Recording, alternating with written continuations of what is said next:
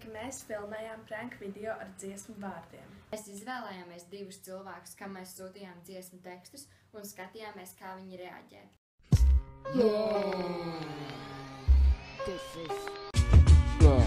Es strādāju pansionātā. Esmu tāda kā auklīte.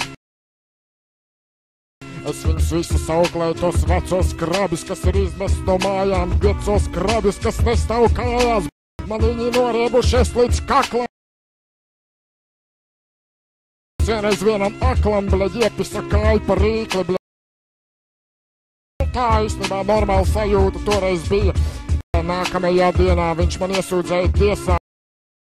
Es pēc 2 dienām ielaidu viņam svinu miesā, un viņš vairāk nav tajā pansionātā. Bet nekas viņš man vēl ir palicis prātā, bet tur jau vēl ir daži naži, kas tā normāli besīt, bļa, katru vakaru taisa presīt, 10 reizes salūst mugurkaulu. Tad tālāk viena vecenīte ir, bļa, kurai visu laiku mati krīt ārā. Bļa, viņa sēž pansionāta bārā, bļa, un rīt tikai pa 100.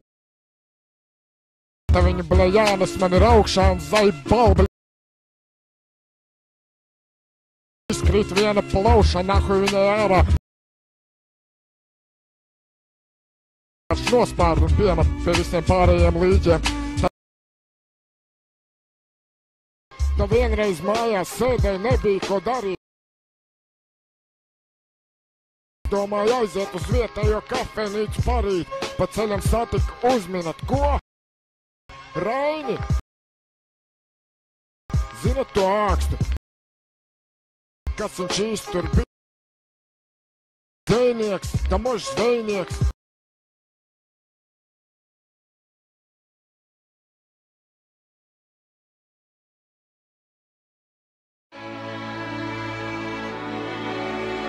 Viss jau būs pateikts. Vai tā kādreiz būs?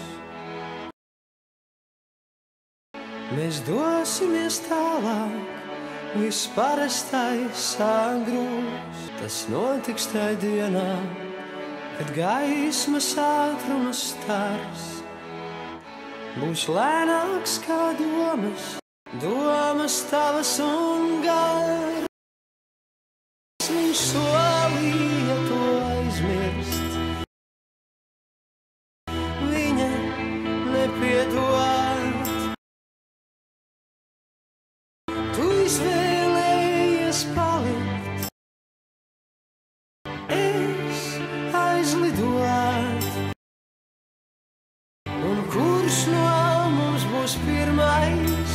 Kurš būs pēdējais? Nav nozīmes nekādas. Tu mani, es tavējās.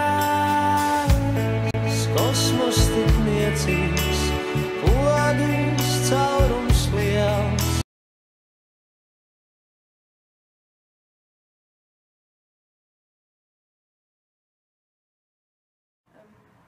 Mēs domājam, ka Lora reaģēja vislabāk. Jā, jo rakstot viņai šo dziesmu vārdus, viņa pilnīgi, tā kā atbildēja uz viņiem. Un dažās vietās pat iznāca tāda situācija, ka izskatās, ka mēs esam atbildējuši uz viņas jautājumu. Jā. Spiediet like un abonēt kanālu.